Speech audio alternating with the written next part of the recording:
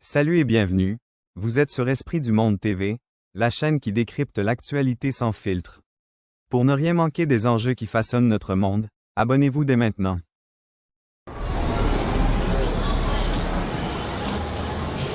Attention, tu mets les pieds! Ce que vous voyez est une journée typique à Kensington, un quartier de Philadelphie. C'est l'effet de la drogue qu'on appelle tranq. On la surnomme aussi la drogue du zombie. Sous son effet, les gens semblent ailleurs, comme déconnectés du réel. Une fois arrivés ici, les gens se transforment en zombies. C'est la réalité du quartier de Kensington, dont le paysage rappelle des scènes de séries post-apocalyptiques, des corps prostrés, des voix incohérentes et des bras couverts de cicatrices. Cette drogue ronge la peau. Personne ne les aide, personne n'intervient. C'est le plus grand marché de drogue à ciel ouvert au monde, ici même à Philadelphie, aux États-Unis. Ce que vous voyez dépasse les frontières de l'addiction. C'est l'effondrement d'un système tout entier, le résultat de décennies de politiques inadaptées et de corruption institutionnelle. Cette drogue de rue hautement dangereuse porte le nom officiel de xylazine. On la surnomme tranq pour tranquillisant. Sur ce marché à ciel ouvert, les drogues sont achetées et utilisées à même la rue. Aucune tentative n'est faite pour les dissimuler. La pauvreté extrême, l'absence d'un toit fixe, l'addiction et les problématiques de santé mentale font rage à seulement quelques minutes des bâtiments institutionnels emblématiques sur le sol du rêve américain.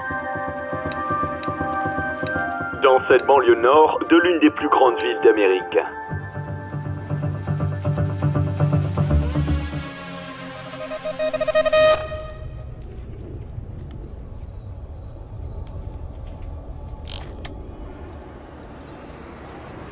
Nous sommes à Philadelphie, en Pennsylvanie, à seulement 2 heures de Washington, D.C. et de New York City. Cette ville est l'une des plus iconiques au monde. Réputée pour ses universités et son histoire. Regardez ce bâtiment historique par exemple. Mais ces rues regorgent aussi d'histoires à vous fendre le cœur. Cette ville abrite le plus grand marché de drogue à ciel ouvert d'Amérique, voire même du monde entier. Allons découvrir les histoires que cachent ces rues. De l'opium au tranq, l'histoire débute il y a plusieurs milliers d'années. À une époque où l'opium était utilisé en médecine traditionnelle, au 19e siècle, les Anglais s'en servent comme un outil colonial. Ils inondent la Chine de drogue, ce qui conduit aux guerres de l'opium. Ces guerres se concluent par des traités forcés qui voient la Chine abandonner Hong Kong à la Grande-Bretagne. Au 20e siècle, d'un usage médicinal, les drogues deviennent un instrument Je vais à présent ingérer la drogue. d'autodestruction. L'ennemi public numéro 1 des Américains, c'est la drogue. L'héroïne, la cocaïne et l'addiction se propagent sur tous les continents. Don't do drugs. Stop it. Get some help. On l'appelle xylazine ou encore tranq. C'est un tranquillisant pour animaux, mélangé avec la drogue du moment aux États-Unis, le fentanyl. Le 21e siècle apporte avec lui une drogue encore bien pire, le fentanyl. 50 fois plus fort que l'héroïne. Look at my leg. That's all from that.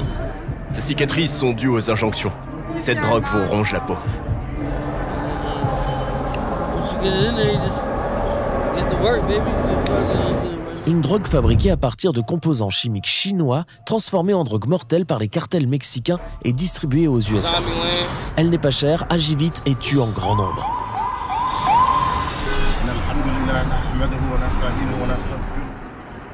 C'est ici que tout a commencé. Vous allez voir qu'il y en a encore plus ici. Depuis plusieurs années, un nouveau mélange appelé tranq a fait surface. Le tranq, c'est un mélange de 2 drogues ou bien... Le tranq, c'est ce qui les fait faire ça. Tu vois? Ouais, c'est l'effet combiné du fentanyl et du tranq. Il a pris quelle drogue là? Du fentanyl ou du tranq? Les deux. Il a pris les deux. T'as dit quoi, ma belle? Elle a dit qu'elle préfère le tranq. Le tranq est plus fort. Oui, ça les maintient défoncés plus longtemps. Le tranq est une combinaison de fentanyl et de xylazine. Un tranquillisant pour animaux utilisé par exemple sur les chevaux. Il n'est en aucun cas destiné aux humains. Les résultats sont catastrophiques. Nous nous trouvons avec l'organisation... Pensrock Primary Care. Donc si quelqu'un veut arrêter la drogue, vous l'aidez. Ouais. Comment? Vous lui donnez un toit? On peut les aider à rejoindre un programme pour le logement ou un centre d'hébergement, ouais. On cherche d'abord à ce qu'ils se sèvrent. Idéalement, on vise à les faire soigner en milieu fermé. La drogue, elle a évolué avec les années. Par conséquent, les gens vont en cure de désintoxication, mais restent malades à cause du trank. Parce que, en fait, les hôpitaux et les centres ignorent comment ça se traite. C'est pourquoi beaucoup de monde hésite à aller en cure de désintox.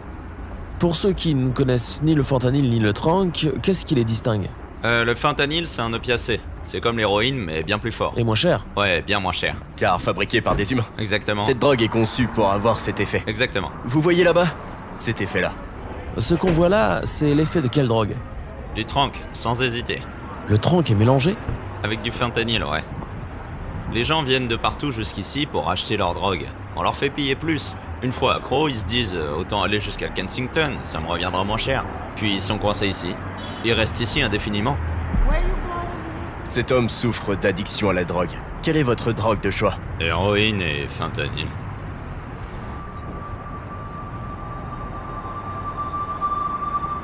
Pourquoi les gens en consomment alors que ça peut les tuer? Personnellement, je pense que c'est lié à la dépression.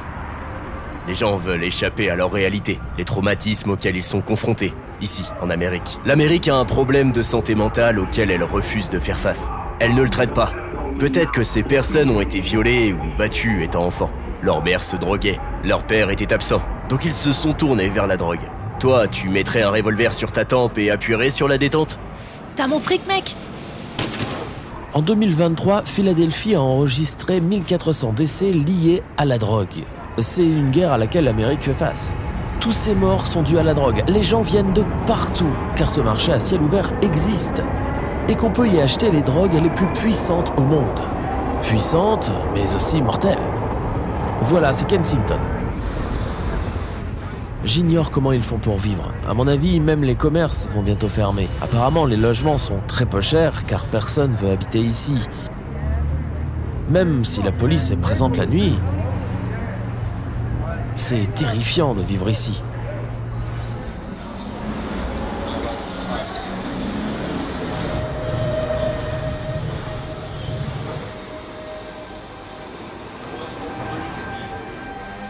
C'est la zone où il y a le plus de drogués.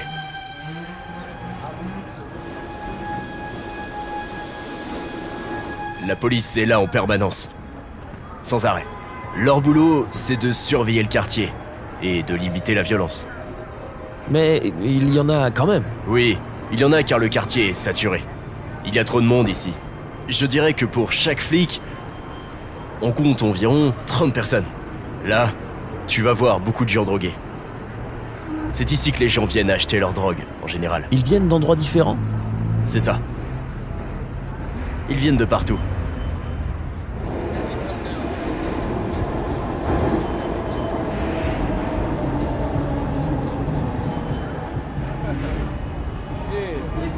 Il y a énormément de gens sous l'influence de la drogue la plus puissante qui existe.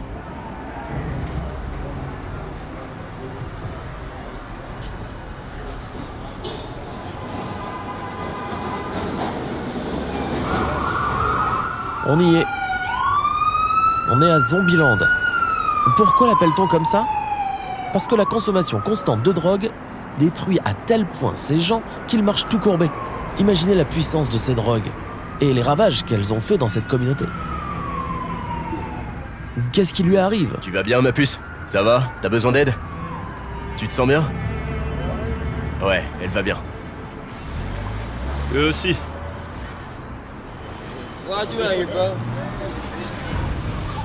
Ça fait bizarre de marcher l'air de rien dans cet endroit. On est dans l'un des pays les plus riches au monde.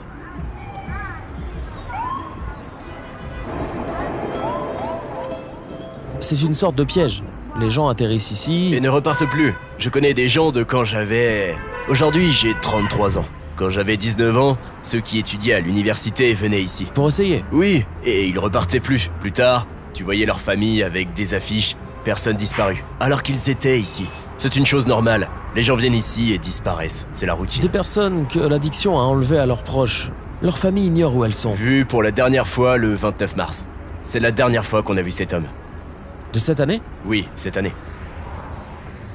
Souvent, des gens t'arrêtent pour te montrer leur téléphone et te disent « Excusez-moi, avez-vous vu cette personne ?» Ça arrive tout le temps. Les gens viennent ici et s'y retrouvent bloqués. T'as des enfants? Oui, T'as peur pour eux? j'ai fait déménager mon gosse ailleurs. Il ne vit pas ici. Toi, tu ne veux pas habiter ici? Non, non. J'ai grandi ici. J'ai pas eu le choix que de vivre ici. Mais Kensington était un super endroit avant.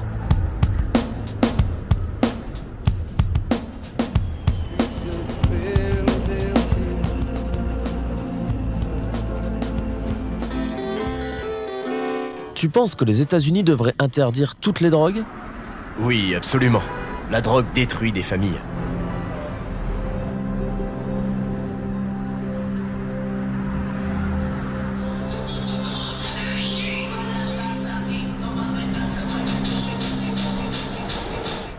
Tu viens du coin? Depuis que je suis né, mon frère. Quelle drogue les a tués? Tu peux venir ici avec $2 en poche et acheter quelque chose. Avec $2, tu peux acheter de la drogue? Ouais, $2. Pourquoi c'est si peu cher? C'est vendu partout. Ouais, ici, on en trouve partout. Et c'est pas cher. Ici, des mecs en vendent pour $1. Et pour tous ceux qui ne sauraient pas, c'est le gouvernement qui nous fournit. C'est vrai? Ouais, c'est bien eux, ouais. C'est le gouvernement qui nous fournit.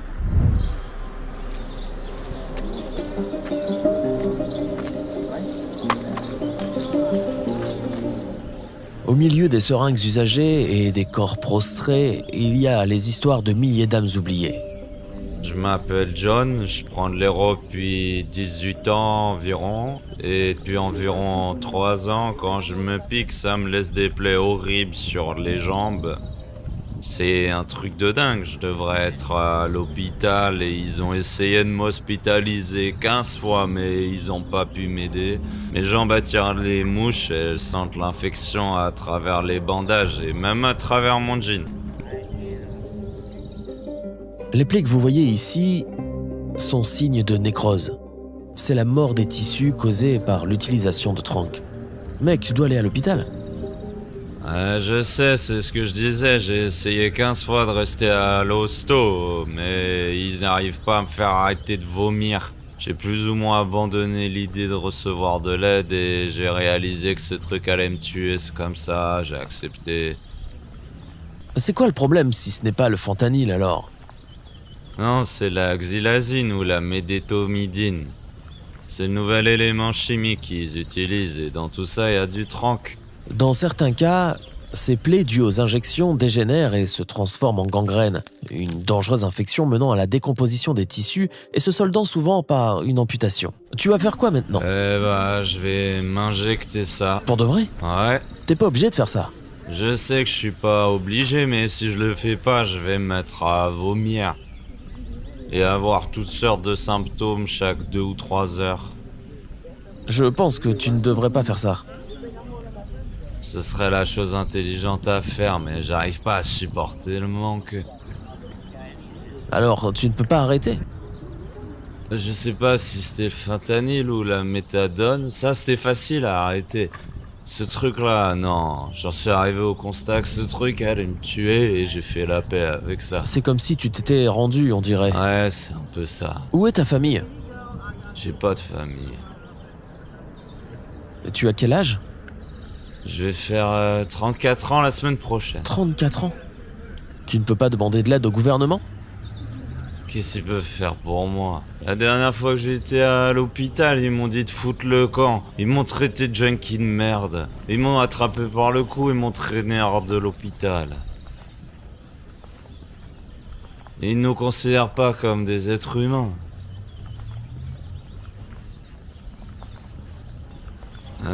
Ensuite, je monte ma jambe en l'air pour sentir encore un peu plus l'effet. Ça te fait moins mal comme ça? Tu ne sens pas tes jambes là? J'arrive à bouger mes pieds, à marcher normalement. Mais j'ai pas vraiment de veine ici. Vous avez d'autres questions ou d'autres trucs à me demander?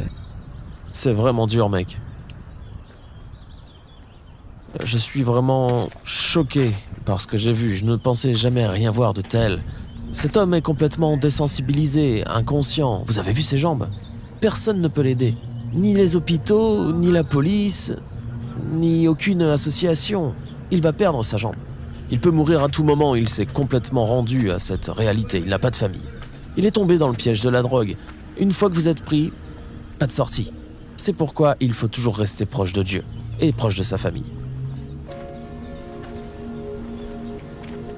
S'ils ne se font pas soigner pour rétablir la circulation sanguine, ils perdent leurs membres. Voilà un autre exemple, comme le gars qui vient de te montrer l'effet de la xylazine. Ça ronge la peau, parce que ce n'est pas fait pour être utilisé par des humains. C'est le trank, ça? Oui, le tranquillisant. Que va-t-il lui arriver à présent? Dans le pire des cas, son bras devra être amputé. Regardez ça. Il risque d'être amputé du bras. Xylazine is dangerous, is deadly. Doctors call it xylazine. Personne ne peut l'aider, ni à l'hôpital ni ailleurs. Ils peuvent l'aider, mais il doit d'abord arrêter de se droguer. Il ne ressent aucune douleur là. Tu as mal? Il doit se droguer pour ne pas ressentir la douleur, c'est ça? Oui. C'est à double tranchant. Mais il a l'air jeune, mec. Quel âge a-t-il? Tu as quel âge? 26 ans. 26 ans. J'ai commencé à me droguer vers l'âge de 19 ans. À 26 ans, il est bloqué là-dedans. Personne peut l'aider, de la famille. Y a-t-il des gens qui peuvent t'aider? Ma mère, elle est juste là. C'est ta mère? Je vois. C'est sa mère. Oui, mais elle refuse d'être filmée. Mes parents en prennent aussi, évidemment. Donc tu pensais que c'était ok au début? Ouais, je me disais, ça doit être un truc normal. Quand tu vois tes figures d'autorité qui le font, tu sais. Toi et moi, on est pareil. La première fois que j'ai vu de la drogue, c'était chez moi. C'est comme si tu essayais d'échapper à une réalité à laquelle tu ne t'es pas encore confronté. Et tu l'évites complètement. Ouais, honnêtement, tout ça arrive très vite. C'est très facile de perdre tout ce que t'as dans la vie. C'est pas une vie. Merci mon frère, passe une bonne journée. Toi aussi, merci. Ici, la seringue n'est pas un symbole de guérison. C'est un symbole de souffrance et parfois même de mort.